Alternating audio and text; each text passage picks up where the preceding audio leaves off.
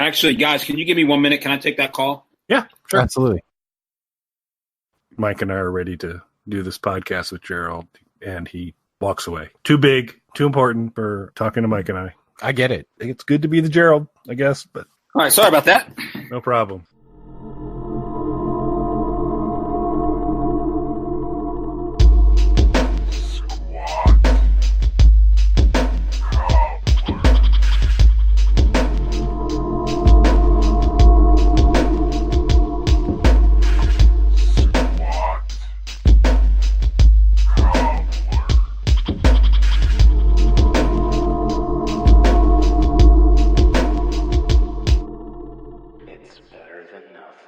Hello, everybody, and welcome back to Squat Cobbler. This is Kelly at KELLYTHUL on Twitter. And I'm Mike at Official Pagan on everything. We've had an interesting audio experience over the last several episodes, but hopefully today will go kind of smooth.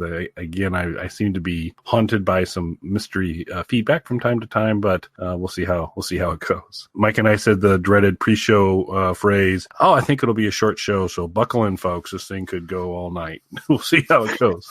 We're going to give the classic Snarkalec Radio days a run for their money. That's right. Back to, it's so retro. So, well, just to take us off on our first tangent, you kind of already touched on this a little bit, but this is sort of the end of an era for us tonight. It is, because from episode 1 of Snarkalec Radio, which, would have been, 2011 maybe?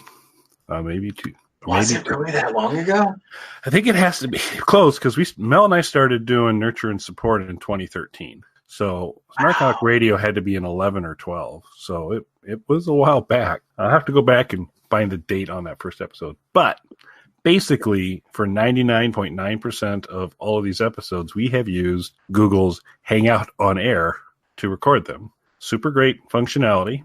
A little spotty on occasion in terms of reliability, but still it's free, so you get what you pay for. But it was great because we could go live and actually have guests on and be live and interact with folks that way. We could make it a unlisted video so that it's really no one's picking up on it, but we're able to download the video and then work on the audio for the podcast. Super easy to do when we're going to have a guest on, like when we had Nikki Bilderback, who likes me more than Mike. When we had her join, all we had to do is send her a link, and boom, she's in the meeting. So it's super easy to have people join you. And this is the last day. We're recording this on July 31st. This is the last day Google Hangouts On Air is going to be available. So it is the end of an era. It really is. And there's two things that I want to say sort of in remembrance of this era of our time together. I would say, first and foremost, you review the tape, Nikki Bilderback clearly likes me better. And second, I just want to say, Squirrel wagon. Awesome.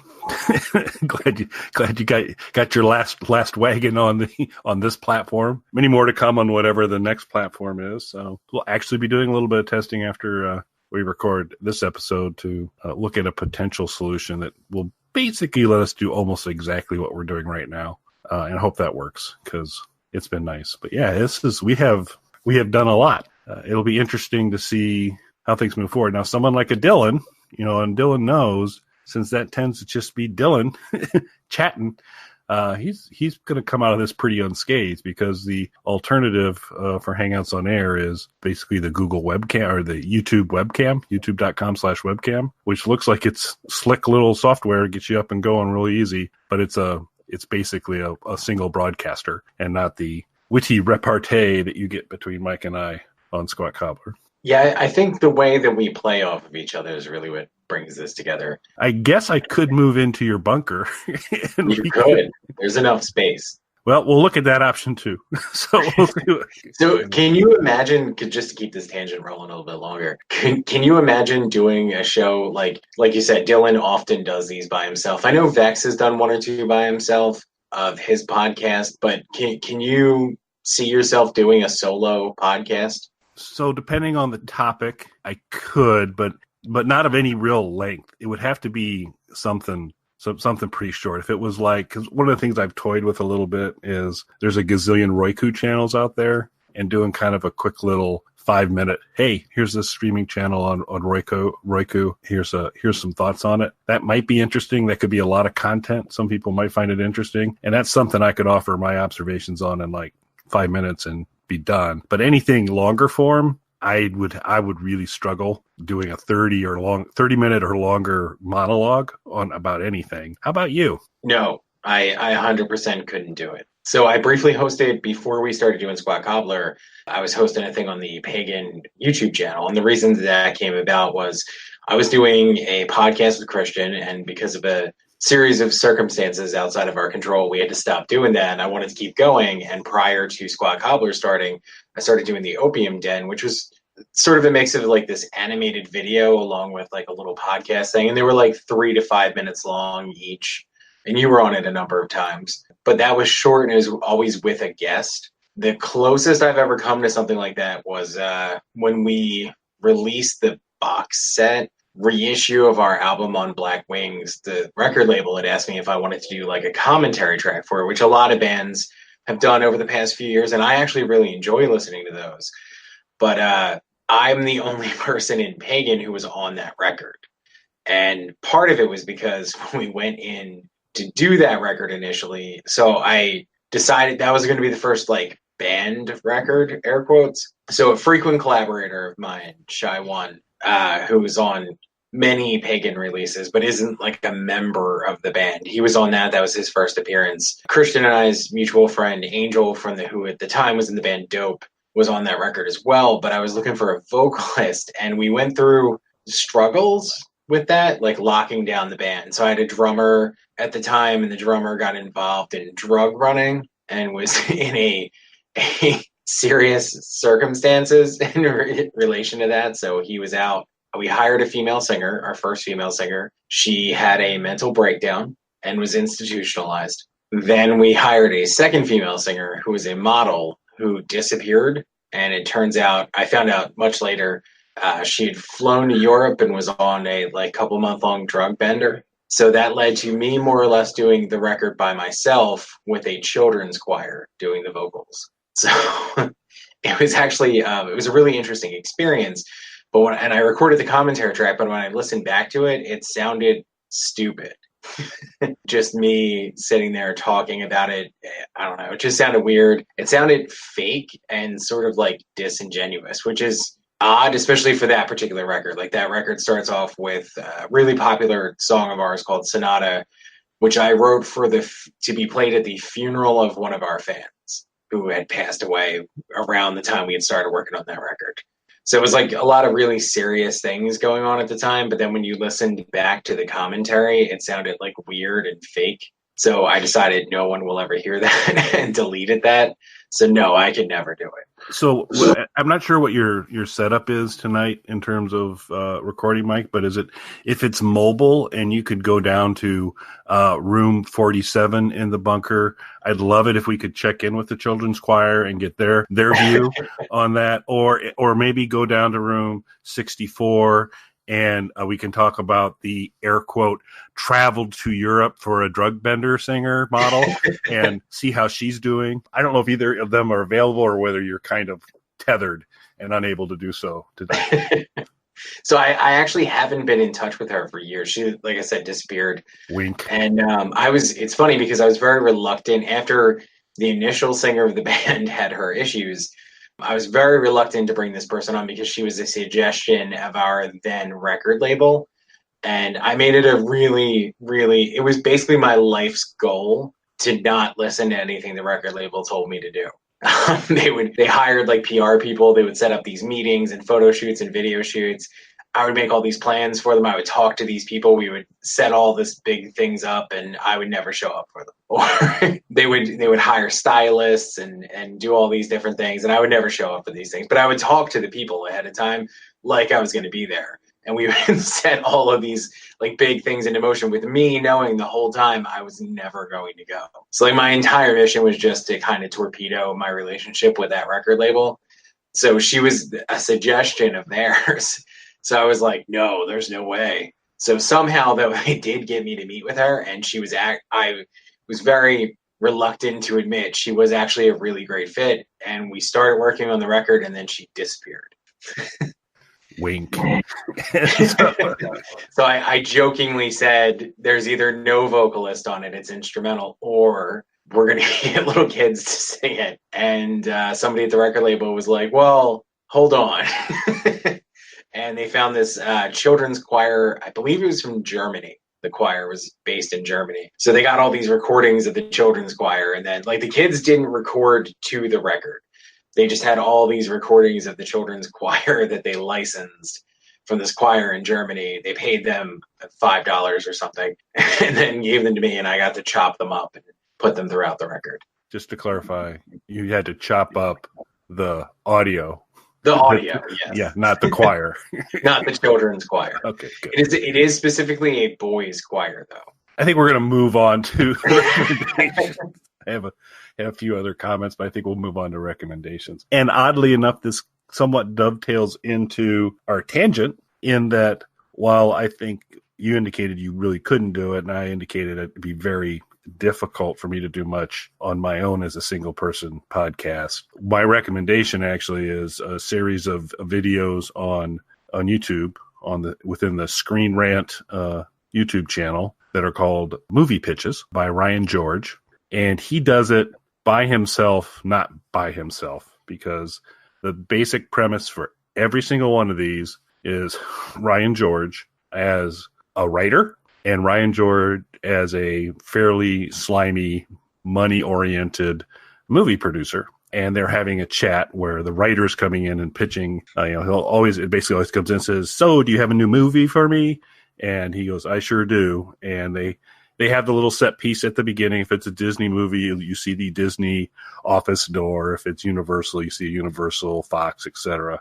And so it's just this interplay between him asking himself questions. It's clearly not like super high-end production, but it's pretty quality production in terms of he's got green screen going on so he can drop kind of an office behind him on either side. And depending on what movie it is, when you look at the writer always has basically behind him a device. And it's either, if it's a recent movie, it would be the type of computer monitor you'd expect to see now, a flat screen and those types of things. If it was maybe the first Star Wars movie, it's a much bigger, blockier, big monitor. You go back even further, it's a typewriter.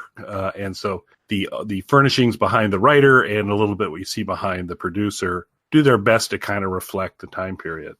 And the guy's a brilliant writer, and the characters he's developed here are somewhat charming and quirky and interesting as they go back and forth. And it's a lot, you'll see the YouTube channels out there like Everything Wrong with Movie X, and they'll kind of count down all the problems. Very, very popular videos on YouTube. He does a great job in really skewering different parts of either major plot holes or plot armor or inconsistencies or kind of clear plans to just merchandise things. Because like when he does the Toy Story ones, it's pretty much, he doesn't talk about characters. He talks about, so what does the merchandise do next? And that type of thing. But it's really, really funny. It's going to have like all the Marvel movies, all the Star Wars movies, big dose of Disney movies are in there as well. Big movies like Avatar, all those types of things are all there. So you can just go through. There's well over 100 of these. They're called Movie Pitches on Screen Rant. What's really clever too is he's got certain catchphrases that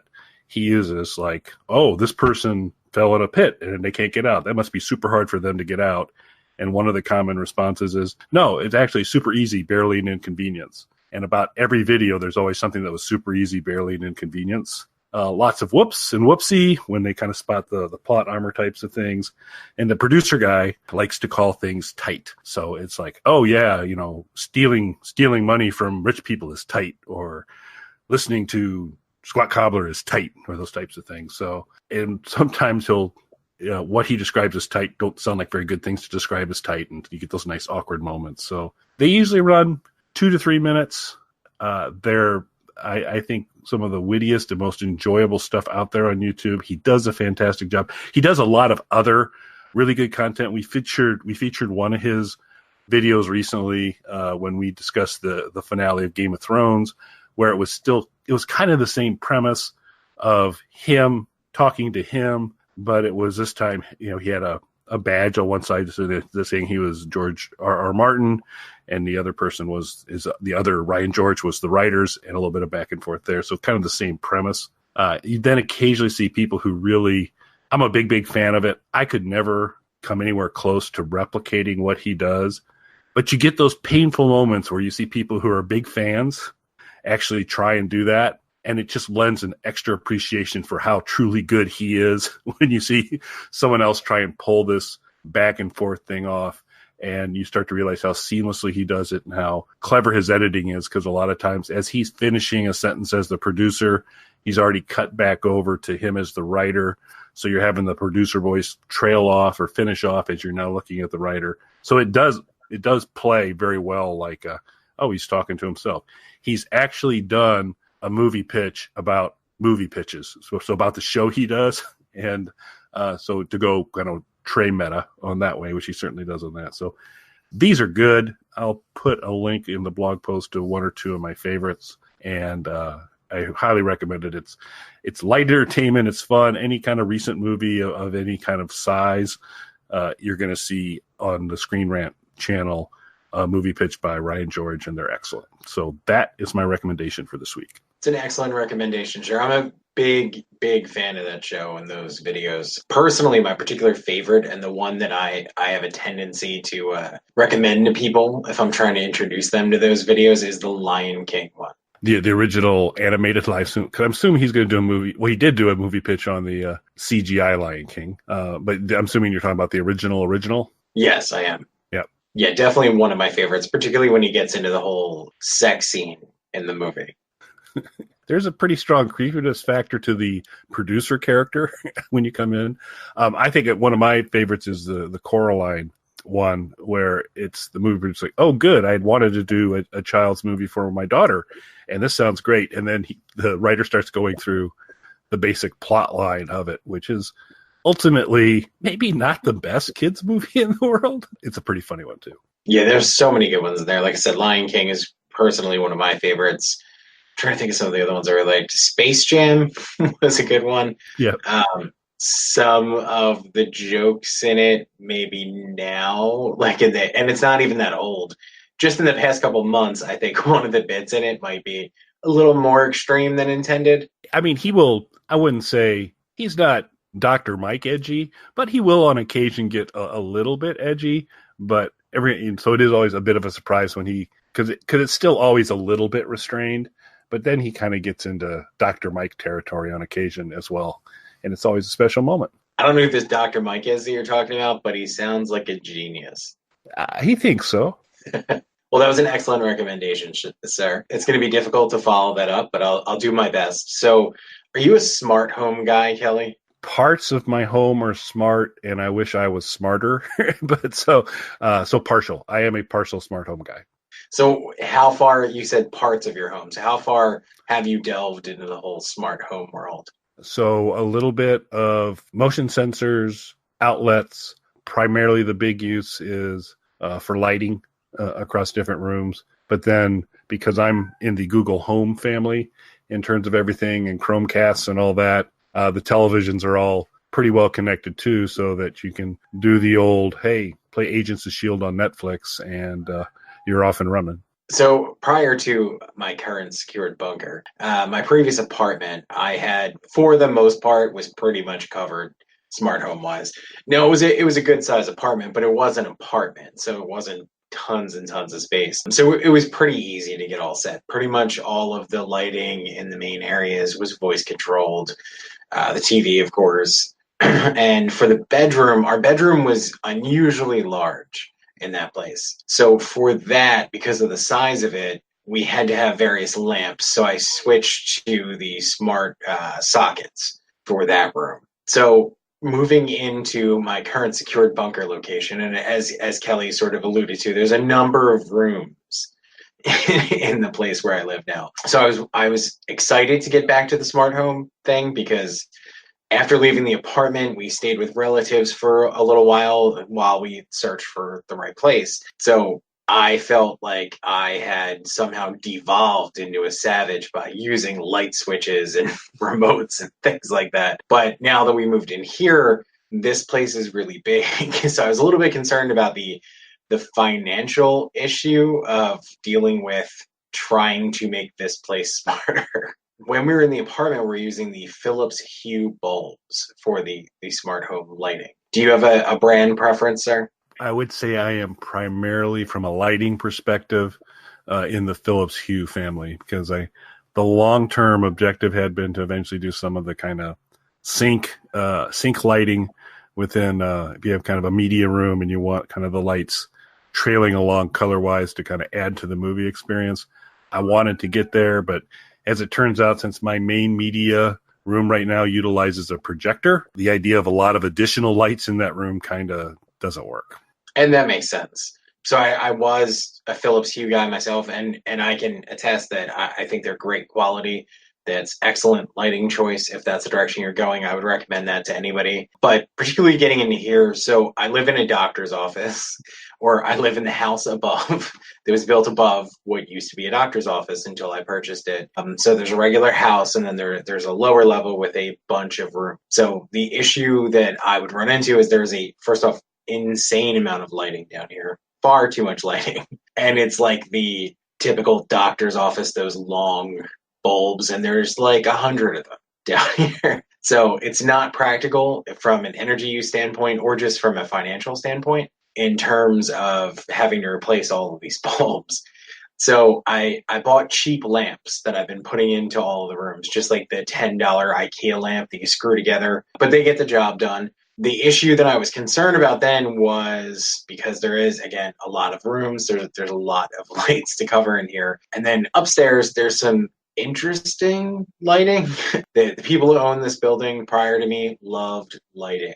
It is a commercial property, so I'm sure that there are or were some sort of regulations about how well lit it needed to be. There is tons of lighting. There's far too much lighting for a living space here. So I was a little bit concerned with the Philips Hue bulbs because they are a little bit on the pricier end compared to some of the other smart home bulbs. But at the same time, I didn't really want to sacrifice much in quality with that. So I had been doing some research and I came across some other bulbs that were, and again, this isn't an anti-Philips Hue thing.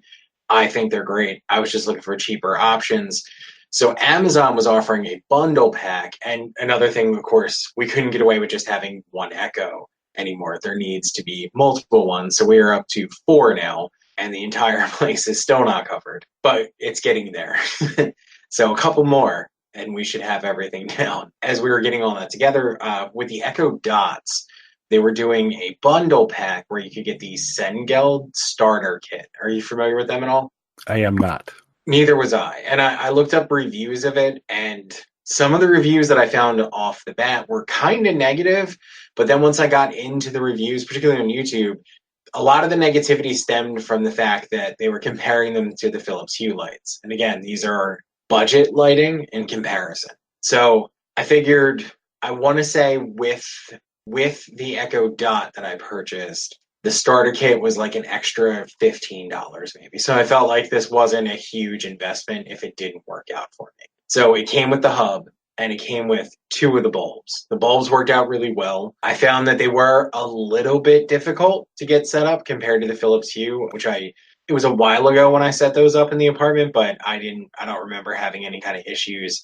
I remember everything coming together pretty quickly. The Sengled lights require, as many of the smart light options do, you have to download their app. I don't think their app is the best. That's probably my biggest quibble with it. It's not very clear because it gives you, when you're setting up each individual bulb or device, it just shows you pictures of them on the app and you just click on the pictures, like think of an IKEA instruction manual style. So here's the problem. Black and white bulbs all look the same. So I found that it's not super easy to pick out exactly which bulb you have from the outline of every bulb looking exactly the same. So that was a little bit frustrating at first, but I got through it. And there's also been some upgrades to the app. So maybe when I add my next batch of bulbs, it'll be a little bit easier. But I got a couple of them. They worked out really well. Then for Prime Day, those bulbs were on sale. So I bought a 4-pack. So I was able to basically take care of all the lamps that we currently have, the IKEA bought lamps. They're working out great because there's enough coverage from the 4 Echoes that are around the house. I can more or less, if you're in the core of the building, like moving up and down from the main rooms in the offices to the main areas of the house. You can pretty much just in a normal, a little bit projected, but not overly yelling or anything like that voice, get the lights to turn on and off by just saying it out loud, which is what we were going for. I also picked up one of the color changing bulbs. Now, do you have any of those? One. I'm just kind of experimenting with. So I picked up one of those and I decided to switch out. Initially, I had one of the regular smart bulbs here in the studio. I have a large lamp on the main table here in the studio. So I decided to swap that out for one of the color bulbs and then throw the regular smart bulb in another one of the lamps around the house. I'm really impressed with the color light. I didn't have any of the color changing Philips Hue lights. This is where a lot of the negativity in the reviews comes in at. Apparently, the Philips Hue color changing bulbs are a little bit better. It's a little bit more of a smooth transition from my understanding of it. Personally, while it's fun for a few seconds to sit here on the app and just scroll my finger along the color wheel and watch it change, that's not really how I'm going to be using it. So how fluidly it switches from color to color when you do that, for me, wasn't really a big issue. I have used the different colors, particularly purple. I found it's bright enough to light up the studio, but not too bright where it's overpowering. You can just focus on what you're doing. Just being able to say out loud what color I want the light to be, it changes very quickly. Everything is very responsive and the colors look great. Again, if you were to drag your finger along the color wheel in the app, apparently the Philips Hue version of that does transition between the colors a little bit more smoothly. Again, for me personally, that's not really something I'm looking for. I was looking for a way to fill up the many, many spaces that needed lighting with a cheaper option of bulbs. And so far, these are really working out for me. So I have a number of these bulbs around the house. I just ordered a second color light for the studio because the main studio room is rather big. So we're adding another lamp to the other side of the room. That'll have another colored light, and we're going to pick up a few more lamps for down here and at least one more Echo for down here. That sounds good. Be sure and shoot me a link to either one of the packs you bought or something like that, and I'll be sure to include that in the blog post for this one. Where you're sitting right now, do you have one of your Echoes nearby? Yes, I do. Okay. Could you ask it how you subscribe to Squat Cobbler? Because we haven't told people. That's true. We should get better at that. Yeah, or maybe we need to kind of get it on the smart devices so that just ask your smart device how to subscribe. But until we do that, what you can do is go to youtube.com/KELLYTHUL, and you will come to my YouTube channel, which has all the nurture and supports, all the Squat Cobblers, the various Alice Cooper reviews, the playlist where I carry Pagan. All the good things are on that YouTube channel. That's a really easy way to get it. You can also go to our blog, nurtureandsupport.net, and you'll get the blog posts. And from that location, you get the fully unedited Squirrel Wagon mentioning version of the podcast. Now you just said it twice in the same episode. Yeah, but I'll edit out the first one because I screwed up. But I'm already going to already have work to do. So we'll do that. But you'll get the unedited version off the blog, and then YouTube can get a little finicky from time to time, continuing to kind of do little tweaks there. So you see gently, lightly edited versions of our content on YouTube. But it's kind of a nice, if you like to consume audio that way, it's a good way to go. And we're on Stitcher and Google Play and all the other goodies too. So you can find us lots of places. Search on Nurture and Sport because that's kind of our overall umbrella, and you'll get to all the Squat Cobbler stuff as well. Anything else for this week, sir? I don't believe so. I think we pretty much covered everything. You know what we haven't done in a while? No. That's a social media recommendation. Oh. Since we're going kind of old school on this, I'm going to throw out a social media recommendation. Obviously, it's my good friend, Nikki Bilderbeck. Oh, of course it is. Yeah, I think I'd like to do a social media recommendation too. And even though Mike was reluctant Mike wouldn't do it, I will. I'm going to recommend our good friend, Nikki Bilderbeck. And the most awesome thing is, I edit this podcast. So guess what social media recommendation's going to make it? We'll see how I'm feeling. If I'm in a charitable mood, maybe yours will be included as well. Thank you. All right. And thanks for listening, everybody. And we'll be back soon. Thanks, everyone. So